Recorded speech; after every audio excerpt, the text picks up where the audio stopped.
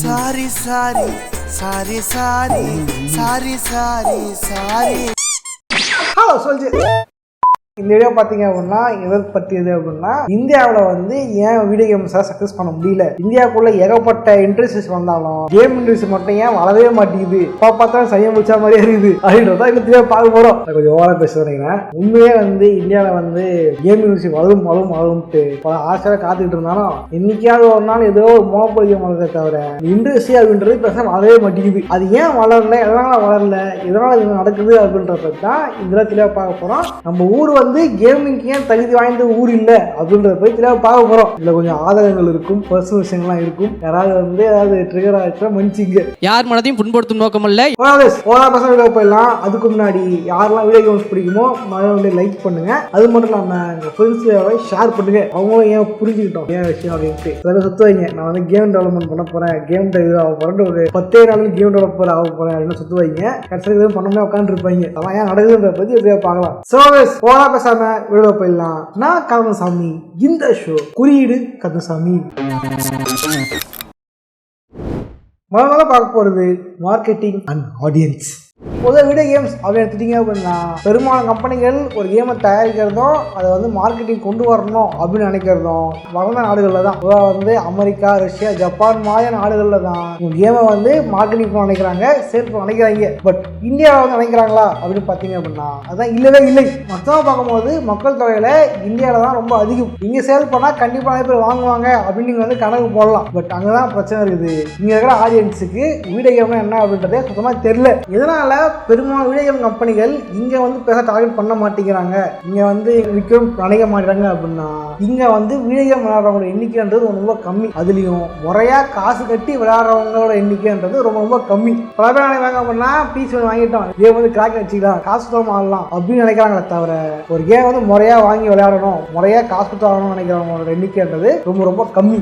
ஏன் அப்படின்னா ஒரு கேம் தயாரிக்கிறதுக்கான எக்ஸ்பென்சிவ் அப்படின்றது ரொம்ப ரொம்ப அதிகம். பட் அந்த காசை வந்து இப்போ எடுக்க முடியுமா அப்படின்னா ரொம்ப ரொம்ப கஷ்டமான விஷயம். இன்னொரு காரணம் தான் இந்தியாவில இருந்து ஒரு மிகப்பெரிய கேம் டெவலப் பண்ற ஒரு கம்பெனி வளரவும் மாட்டேங்குது, அது வளர்ந்து வெளியும் போக மாட்டேங்குது. முதல்ல இந்த ஊரை பிடிக்கணும், அப்பதான் வெளியே போய் பிடிக்க முடியும். இந்த ஊர்லயே ஆட ஜெயிக்க முடியல அப்படின்னா வெளியே போய் ஜெயிக்கவே முடியாது. நம்ம ஊர்ல பாத்தீங்க அப்படின்னா ஒரு கேம் வந்து காசு கொடுத்து வாங்கணும் அப்படின்னா பல பேர் யோசிப்பாங்கன்றத விட கேம் காசு கொடுத்து வாங்கணுமா, நான் பாஸ் சொல்றேன், இது கேம் காசு கொடுக்கணும் அப்படின்னு பல பேர் நினைப்பாங்க தவிர வந்து வாங்கி விளையாடணும், வந்து வாங்கி வச்சுக்கணும் அப்படின்னு யாரும் நினைக்கிறது இல்லை, பெரும்பாலும் நினைக்கிறது இல்லை. சரி ஓகே ப்ரோ, ஃப்ரீயா கேம் கொடுத்தா வருவாங்களா பார்த்தீங்க அப்படின்னா அங்கேயும் பிரச்சனை இருக்குது. ஃப்ரீயா கேம் கொடுத்தா கூட இங்கே வந்து கேம் ஆடுறதுக்கு ஆளுங்க இல்லை. எபிக் ஸ்டோர்ல பார்த்தீங்க அப்படின்னா வாரம் ஒரு கேம் ஃப்ரீயா வருது.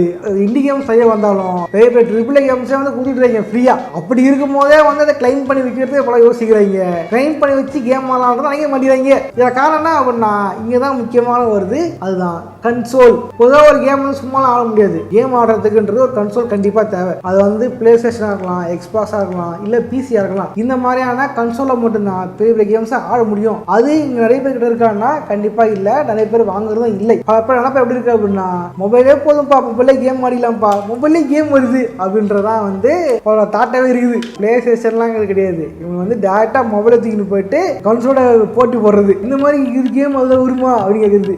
நீ வச்சு ஓட்ட போடு, இதுல இவரு கேம் ஆடுறதே பெரிய விஷயம், இதெல்லாம் கம்பேர் பண்றீங்க நாயபா.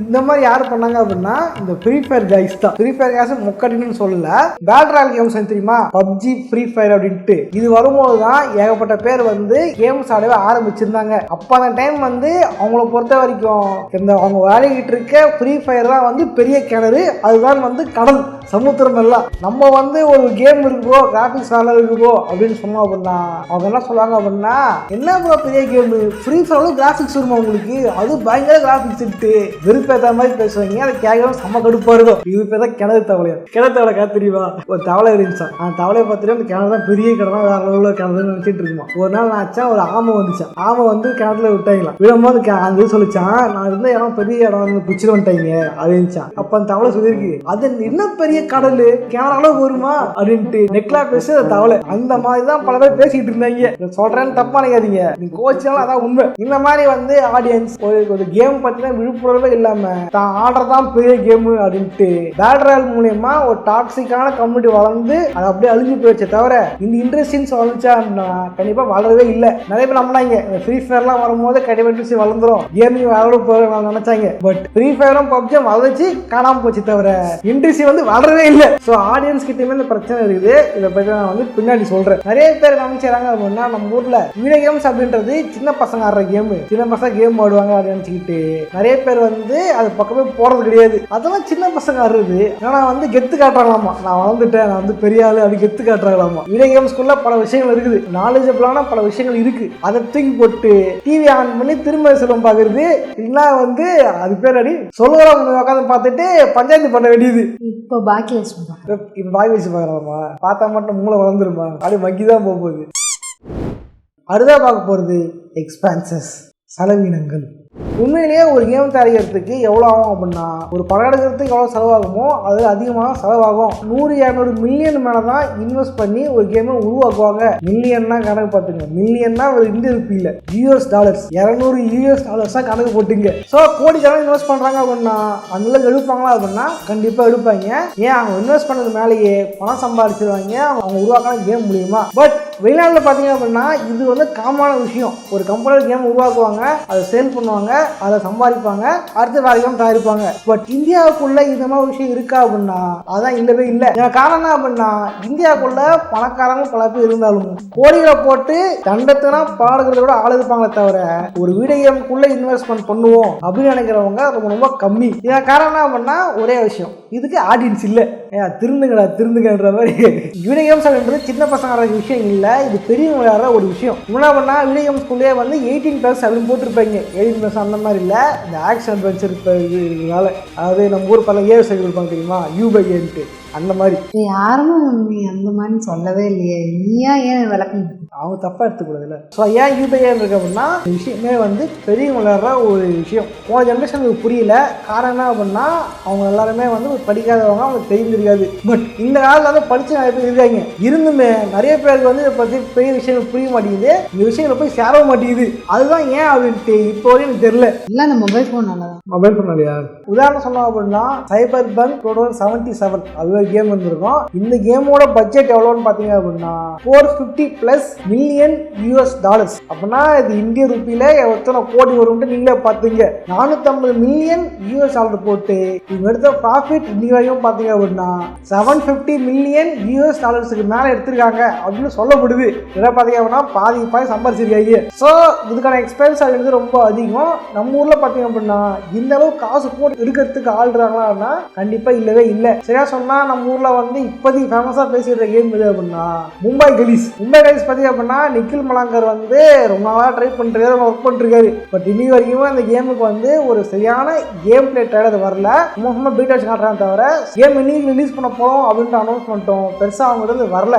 அது மட்டும் இல்லாமல் இவங்க உருவாக்குறது வெறும் இந்தியாவில் மட்டும் இல்லை, இந்தியாவில் ஆடணும்லாம் கிடையாது. இவங்க ரிலீஸ் பண்ண போகிறது வேர்ல்டோட ரிலீஸ் பண்ண போறாங்க. ஸோ அதுக்காகவே வந்து ஒர்க் பண்ணிட்டு இருக்காங்க. இப்போதையும் போயிட்டு தான் இருக்க தவிர இன்னும் அந்த கேம் வந்து ஃபுல்லாக முடியல. இதெல்லாம் வேணாம்ப்பா மொபைல் கேமே போவோம் அப்படின்ட்டு நீங்கள் மொபைல் கேம் உருவாக்க போறீங்க அப்படின்னு பிளான் போட்டீங்க அப்படின்னா நீங்க ஃபேமஸா இருக்கிறதே வந்து இந்த PUBG ஃப்ரீ ஃபயர் தான். சரி அதுக்கு ஒரு ஆல்ரெடியாக ஒரு கேம் தயாரிக்கலாம், அதுக்கு ஒரு இது பண்ணலாம் அப்படின்னு பிளான் பண்ணீங்க அப்படின்னா கண்டிப்பா மல்டி பிளேயருக்கு ஒரு சர்வர் தேவை. இந்த சர்வரை வந்து இந்தியாவில் நீங்க வந்து ஒரு சர்வீஸ் வாங்குறீங்க அப்படின்னா மற்ற நாடு கம்பேர் பண்ணும்போது இந்தியாவோட சர்வர் ரேட் வந்து ரொம்ப அதிகம். இதெல்லாம் பார்த்தீங்க அப்படின்னா நீங்க பக்கத்தில் இருந்து சிங்கப்பூர் சர்வர் வாங்குறீங்க அப்படின்னாலே கிட்ட 40,000 மேலே ஆகும் வெறும் பர் மந்த்துக்கு. இந்தியாவில் பார்த்தீங்க அப்படின்னா இதை விட அதிகமாக தான் நீங்கள் செலவு பண்ண வேண்டியது இருக்கும். இப்படி செலவு பண்ணி நீங்கள் ஒரு கேம் ரிலீஸ் பண்ணீங்க அப்படின்னா காசுக்கெல்லாம் விட முடியாது, எல்லாம் காசு வாங்க மாட்டேங்க. ஒரே வழி ஃப்ரீயா விடுறது தான். அப்படி ஃப்ரீயா விட்டு சீக்கிரம் பூனை மாதிரி ஏமாற்றி பிரெயின் வாஷ் பண்ணி இவங்க ட்ரெஸ் வாங்கி ஜிக்கு ட்ரெஸ் அள்ளிக்கோ கேமுக்குள்ள அள்ளிக்கோ அப்படின்ட்டு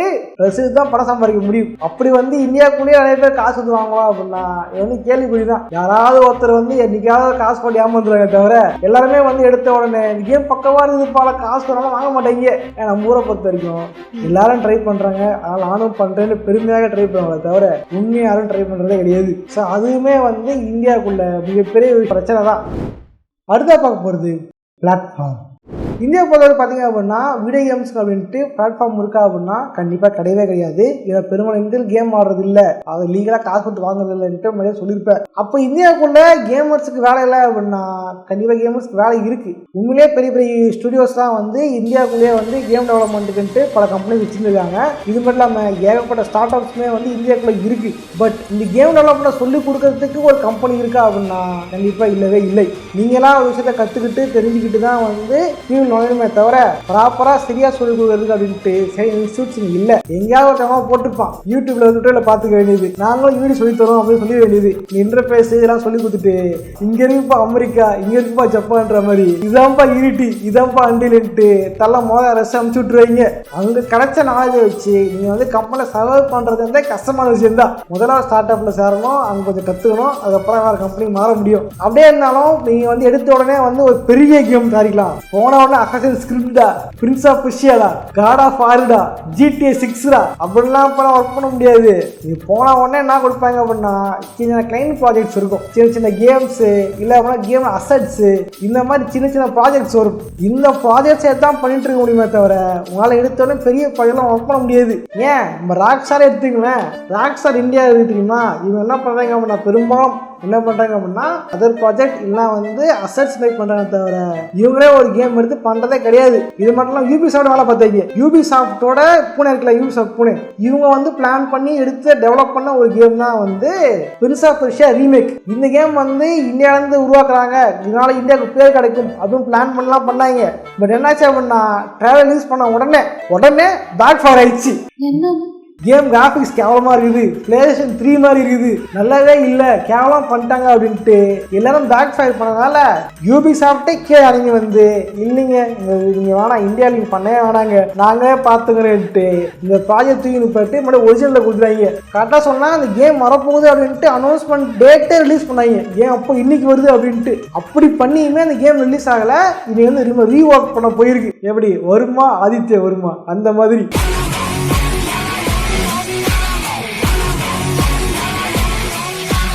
ஸோ இந்த மாதிரி பெரிய பெரிய கம்பெனிகளே இங்கே வந்து இந்த அவுட் சோர்ஸ் பண்ணுறது அசஸ்மெண்ட் பண்ணுறதை தவிர பெரிய கேம் அப்படின்றது பண்ணுறது இல்லை. ஒரு வேளை இந்தியாவில் பெரிய கேம் பண்ணி இந்த ஃபீல்டு வந்துச்சு அப்படின்னா கண்டிப்பாக நிறைய பேருக்கு வேலை வாய்ப்பு கிடைக்கும், இந்த ஃபீல்டு நல்லா வரும். வீடியோ கேம்ஸ் அப்படின்றது மூவிஸ் மாதிரி தான். எப்படி மூவிஸ்குள்ள songs, direction, cameraman, script writing, actors, colour grading, VFX இந்த மாதிரி ஏதாவது செக்டார்ஸ் இருக்கோ அந்த மாதிரி தான் வீடியோ கேம்ஸ்குள்ளே இருக்குது. 3D modelling, texturing, animation, music, story teller, story board artist, concept artist, 3D sculpturing, background artist, level designer அப்படின்ட்டு ஏகப்பட்ட ஜாப் இருக்கு வீடியோ கேம் இண்டஸ்ட்ரிக்குள்ள. ஒரு இண்டஸ்ட்ரி வளர்ந்தா வரப்போறது ஒரு ஜாப் இல்லை, ஏகப்பட்ட ஜாப்ஸ். ஏகப்பட்ட ஜாப்ஸ் இருந்துச்சு அப்படின்னா ஏகப்பட்ட பேர் வேலை செய்ய முடியும், ஏகப்பட்ட பேருக்கு வேலை கிடைக்கும். அவங்களுக்கு இன்ட்ரெஸ்ட் எடுத்து படிக்கணும், இண்டஸ்ட்ரி வளரணும்ல. இண்டஸ்ட்ரி வளர்ந்தா இண்டஸ்ட்ரி படிக்கவே முடியும். இண்டஸ்ட்ரியே வளராம என்ன பண்ண முடியும்? தோசை கல் இருந்தா தோசை சொல்ல முடியும். ஓகே, ஒரு மாவு மட்டும் ஊற்றி என்ன பண்ணுவேன்? இட்லி குக்கர்ல இட்லி வைப்பேன். தோசை இதுதான் தோசை, இட்லி இல்லையே, கடலை வாங்கி கடலை வைக்கலாம். இந்த மாதிரி ஏகப்பட்ட வேலைகள் இருக்கு. ஆனால் இந்த மாதிரி வேலைகள் செய்யறதுக்கு ஆள் தான் இல்லை, எனக்கு செக்டரே இல்லை. பட் இங்க என்ன பிரச்சனை என்னன்னா நடக்குது அப்படின்னா ஹியூமரிட்டிக்கான ஒரு விஷயம், பூமரமான ஒரு விஷயம் நடக்குது. சரியா சொன்னா அப்படின்னா பேரண்ட்ஸை பொறுத்த வரைக்கும் பசங்க படிக்க மாட்டேங்கிறாங்கப்பா, கேம் ஆடுறாங்கப்பா அப்படின்னு நினச்சிக்கிட்டு பசங்களுக்கு கேம் ஆட கொடுக்குறது இல்லை. சரியா சொன்னா நான் வாழ்ந்த காலத்தில், நான் சிறுவனா இருந்த காலத்தில் பார்த்தீங்க அப்படின்னா கேம் சென்டர் ஒன்று இருந்திருக்கும். PlayStation 2 கேம் தான். அங்கங்க யாராவது டிவி PlayStation போட்டு கடை போட்டுருப்பாங்க. அந்த கடையில் என்ன ஆகும்னா அந்த 5 ரூபா 10 ரூபா கொடுத்து பசங்க கேம் ஆடுந்துருப்பாங்க. இந்த டைம் வந்து பசங்க கேம் ஆடுறாங்க கெட்டு போயிடறாங்க அப்படின்னு சொல்லிட்டு பேரண்ட்ஸ் சொல்லவே பிரச்சனை பண்ணி பல கடைகள்லாம் இழுத்து மூடிடுவாங்க. பேரண்ட்ஸ் என்ன பண்றது, கேம் ஆனா பசங்க கெட்டு போயிடுவாங்கன்னு கேமை பிடிங்கிறது. இவங்களே வந்து கேம் இல்லாத அளவுக்கு பெரிய வயலன்ஸ் இருக்கிற படத்தை போய் காட்டுறது. ஏன் படத்துல கோவ பண்றது இல்லையா, கத்தி வெட்டுறது இல்லையா, அது வயலன்ஸ் இல்லையாது. நீ போய் படத்துல கூட்டு காட்டுறதுனாலதான் நாளைக்கு வளர்ந்து வந்து என் தலைமை வந்தாண்டா போஸ்டர் ஒட்டுறா வேலை கட்டுறான்ட்டு நாளைக்கு செத்து போயிடுறான். உண்மைதானே? கேம் ஆடினா பையன் வீட்டுல மட்டும் கேம் ஆட்டு கம்முன்னு இருந்திருப்பான். தேட்டரே படத்தை காட்டுறதா இன்னைக்கு அந்த அளவுக்கு பெரிய பிரச்சனை ஆகுது. ஏமா நீங்க பண்ணா உங்களுக்கு வந்து பெரிய ஒரு பிரச்சனை இருக்காது, மைண்ட் ஸ்ட்ரெஸ் இருக்காது, பெருசா கெட்ட பழக்கமும் இருக்காது, பொம்பளை சகவாசம் இருக்காது, பசங்க ஜாலியா கேம் விளையாட்டு கம்முன்னு வேலையை பார்த்து இருப்பாங்க. அது ஆஃப்லைன் கேம், ஆன்லைன் கேம் இல்லை, ஆஃப்லைன் கேம்ஸ் மட்டும் சொல்றேன். இது மட்டும் பாத்தீங்க அப்படின்னா நியூஸ் சேனல்ஸ் சொல்றது, நியூஸ் சேனல் அப்படின்றது ஒரு உண்மையை சொல்ற சேனல்ஸா இருக்கணும். நீங்க என்ன பண்றது, TRP ஏற்றணும் அப்படின்ட்டு இல்லாத பல நியூஸா கலப்பி விடுறது. எப்படின்னா கேம் விளையாடி இறந்து விட்டாரு, கேம் விளையாடி எல்லா வீட்டுல காசு அள்ளி விட்டார், கேமால் நடந்த சோகம் அப்படின்ட்டு. வீடியோ கேம்ஸ் பத்தி தெரியாம எப்படி அவன் செத்து போது வேற கேம் செத்து போயிருப்பான், அந்த ஆன்லைன் சூதாட்டக்காக செத்து போயிருப்பான். சூதாட்ட ஆப்ஸையும் கேமையும் வந்து ஒன்னா கம்பேர் பண்ணிக்கிட்டு கேமும் தப்பு பேசிக்கிட்டு இருக்காங்க நியூஸ் சேனல்ஸ்ல. நியூஸ் சேனல்ன்றது உண்மையை பார்க்கறதாயா, இது ஊட்டுறீங்க நியாயமாயா? இது இல்லைன்னா இதை பார்க்குற பேரண்ட்ஸுக்கே வந்து கேம்னா தப்பு போல அப்படின்னு நினச்சிக்கிறாங்க. இதே பார்த்தீங்க அப்படின்னா ஆன்லைன்லேயே இந்த கேம் டெவலப் பற்றின தவறான புரிதல்களும் இருக்கிறது. என்ன அப்படின்னா நீ கேம் டெவலப் பண்ண ஆள் இல்லை, யாருமே தமிழில் கேம் டெவலப் பண்ணுறது இல்லை, எல்லாரும் வாங்க கேம் டெவலப்மெண்ட் பண்ணலாம், ஆளுக்கு ஒரு கதை எடுத்துட்டு வாங்க பண்ணலாம் அப்படின்ட்டு தவறான புரிதல் இருக்கு. இன்னும் கதையை வச்சுட்டு மட்டும் உங்களால் கேம் டெவலப் பண்ண முடியுமா அப்படின்னா கண்டிப்பாக இல்லவே இல்லை. கண்டிப்பாக உங்களுக்கு டெவலப்மெண்ட் தெரிஞ்சிருக்கணும், அட்லீஸ்ட் ஒரு கோடிங்காக தெரிஞ்சிருக்கணும். அப்போதான் உங்களால் கதையே இல்லைன்னா கூட ஒரு கான்செப்டை வச்சு ஒரு கேம் உருவாக்க முடியும். நீங்களே மெசேஜ் பண்ணிட்டு இருப்பாங்க, நான் வந்து ப்ரோ எங்கட கதை இருக்கு கேம் பண்ணலாமா அப்படின்ட்டு. கதை வச்சு என்ன பண்ணுறது? டெவலப்மெண்ட் யார் பண்ணுறது? டெவலப்மெண்ட் பண்ணணும், கோடிங் எழுதணும், அப்புறம் அதுக்கு ஆர்ட் ஒர்க் பண்ணணும், இதெல்லாம் யார் பண்ணுறது? வெறும் கதையை மட்டும் வச்சு ஒன்றும் பண்ண முடியாது. இந்த மாதிரி தவறான புரிதெல்லாம் ஆன்லைனில் இருக்கு. ஸோ இதுவுமே வந்து இந்த கேம் டெவலப்மெண்ட்டுக்கு ஒரு தடையாக இருக்கிற ஒரு விஷயம் தான். இது மட்டும் இன்னொரு விஷயம், மற்ற ஜாப்ஸ்லாம் வந்து மார்க் வேணும், நிறைய மார்க் எடுத்ததான் சீட்டு தருவா சொல்லுவாங்கன்னா, இந்த மாதிரி கேம் டெவலப்மெண்ட் இண்டஸ்ட்ரிக்குள்ள இருக்கிற படிப்புகளுக்கு வந்து தேவையே இல்லை, பட் துட்டு வேணும். இப்போ யாராவது +2 பெரிய மாணவர்கள் யாருக்காவது வந்து படிக்க இன்ட்ரெஸ்ட் இருக்கு அப்படின்னு நினைச்சிங்க அப்படின்னா காமர்ஸை கமெண்ட் பண்ணுங்க. எத்தனை பேர் வந்து கேம் டெவலப் ஆசைப்படுறாங்க அப்படின்றதையும் நானும் வந்து தெரிஞ்சுக்கிறேன். ஏன் இந்தியாவிற்கு கேம்ஸ் தேவை? இந்தியாவுக்கு கேம்ஸ் தேவை அப்படின்னா வீடியோ கேம் அப்படின்றது ஒரு ஜானர் மட்டும் இல்லாமல் அது இண்டஸ்ட்ரியும் கூட. என்ன சொன்னால் அப்படின்னா ஜப்பான், அமெரிக்கா நாடுகள் நிறைய கேம்ஸ் உருவாக்குறாங்க, அதே காசு பார்க்குறாங்க. இந்தியாவில் இத்தனை கோடி மக்கள் இருந்தோம், கேமை கன்சியூம் பண்ணுறதுக்கே வந்து ஆளுன்றது தான் கஷ்டமான விஷயமே. ஒருவேளை கன்சியூம் பண்ணி எல்லாம் வாங்க ஆரம்பித்தாங்க அப்படின்னா இந்த ஃபீல்டு வந்து பெருசாக வளரும். இந்த ஃபீல்டு வளர்றதுனால எனக்கெல்லாம் பெருசாக லாபம் வருமானலாம் கிடையாது. இதனால் லாபம் அடையப்படுறது யார் அப்படின்னா இந்த வீடியோ பார்த்துட்டு இருக்க நீங்கள் தான். இந்த ஃபீல்டு வளர்ந்துச்சு அப்படின்னா வீடியோ பார்த்துட்டு இருக்க நீங்கள் நாளைக்கு வளர்ந்து இந்த ஃபீல்டில் போக முடியும். இது மூலிமா வந்து வேலை வாய்ப்புகள் அதிகரிக்கும். வேலை வாய்ப்பு அதிகரிச்சு அப்படின்னா கண்டிப்பாக பொருளாதார ரீதியில் வந்து இந்தியா வளர ஆரம்பிக்கும். ஏன் வீடியோ கேம் வந்துச்சு அப்படின்னா இந்த வீடியோ பார்க்க நீங்களே நாளைக்கு வீடியோ கேம் ஃபீல்டு நுழைய முடியும், நீங்களே ஒரு கேம் டெவலப்பர் ஆக முடியும், நீங்களே ஒரு கேம் டைரக்டராக இருந்து பல கேமை உருவாக்க முடியும். பட் இன்ன வரைக்குமே வந்து இந்த ஃபீல்டை பற்றி பெருசாக தெரியாம அது கெட்டது, அது ஆபத்தான மிருகம் அப்படின்ட்டு தப்பாக நினச்சிக்கிட்டு இருக்கிறது தான் வந்து மிக தவறான விஷயமா இருக்கு. 5 நிமிஷம் விட்டுருங்க, 5 நிமிஷம் அப்படிதான் இருப்பாங்க, அவங்க பற்றி தெரியாது, காரணவா தப்பு அடிப்பா தப்பு நினச்சது ஆளுங்க அவங்க விட்டுருங்க. பட் படித்தவங்க நம்ம தான், இந்த ஜெனரேஷனில் படித்து நிறைய பேர் இருக்காங்க. பட் நம்மளே வந்து ட்ரை பண்ணி பார்க்காம அதை பற்றி எக்ஸ்பீரியன்ஸ் பண்ணாமல் அப்படியே விடுறது தான் வந்து தப்பான விஷயமா இருக்கு. நான் சொன்னது கம்மியான காரணம் தான், இது மீறியுமே பல நல்ல காரணங்கள் இருக்கு. அதை பற்றி தான் வர வீடியோக்களும் தெளிவாக சொல்கிறேன். ஸோ இந்தியாவுக்கு கேம்ஸ் அப்படின்றது முக்கியமாக தேவை. இதுக்கு நீங்கள் என்ன பண்ண வேணும் அப்படின்னா எடுத்தோடனே கேம் டெவலப்மெண்ட் பண்ண போகிறேன் அப்படின்றது இல்லை. கேமை விளையாடுங்க, கேமை எக்ஸ்பீரியன்ஸ் பண்ணுங்க, கேமை என்ஜாய் பண்ணுங்க. ட்ரிபிள் கேம்ஸ் வளர்ந்தால் மட்டும்தான் கேமிங் இண்டஸ்ட்ரின்றது வளரும். இல்லை அப்படின்னா கடைசி வரைக்கும் பப்ஜி, ஃப்ரீ ஃபயர் அப்படின்ட்டு சண்டை சுற்றிட்டு இருக்கே தவிர இந்த இண்டஸ்ட்ரி அப்படின்றது பெருசாக வளரவே வளராது. வீடியோ பிடிச்சா லைக் பண்ணுங்க, பெருசாக ஷேர் பண்ணுங்க. இந்த வீடியோவில் வந்து இந்தியாவுக்குள்ள ஏன் கேம் டெவலப்மெண்ட் பெருசாக இல்லை, வீடியோ கேம்ஸ் இண்டஸ்ட்ரி இல்லை அப்படின்றத பற்றி சொல்லியிருந்திருப்பேன். ஓகே, நான் சொன்னது கம்மி தான், நிறைய இருக்குது. அதான் சொன்னால் வந்து பெரிய வீடியோ போயிடும். ஸோ அதனால் வந்து என்ன சொல்கிறேன் அப்படின்னா கேம் டெவலப்மெண்ட் பண்ணணும்னு ஆசை இருந்துச்சு அப்படின்னா இன்னைக்கே உட்காந்து கேம் ஆட பாருங்க, கேம் எக்ஸ்பீரியன்ஸ் பண்ணுங்க, எவ்வளோ கேம்ஸ் இருக்குன்றதை இல்லை எக்ஸ்ப்ளோர் பண்ணுங்க. ஏன்னா கேம் ஆனால் மட்டும்தான் உங்களுக்கு வந்து கேம் டெவலப் பண்ணணுன்ற விஷயமும் தெரிய வரும். இப்படி படம் பார்த்தா தான் படம் எடுக்கவே தெரிய வரும், படமே பார்க்க அப்படி படம் எடுப்பான். ஸோ இன்னைக்கே உட்காந்து படம் பார்க்குற மாதிரி இன்னைக்கே உட்காந்து எல்லா கேம்ஸும் விளையாடி பாருங்க. வீடியோ பிடிச்ச லைக் பண்ணுங்க, மெசேஜ் ஷேர் பண்ணுங்க. இந்த மாதிரி கேம் பற்றி தெரிஞ்சுக்க நம்ம சேனல் சப்ஸ்கிரைப் பண்ணுங்க. இதே மாதிரியான இன்னொரு சுவாரஸ்யமான வீடியோவில் சந்திக்கிறேன். பாய்.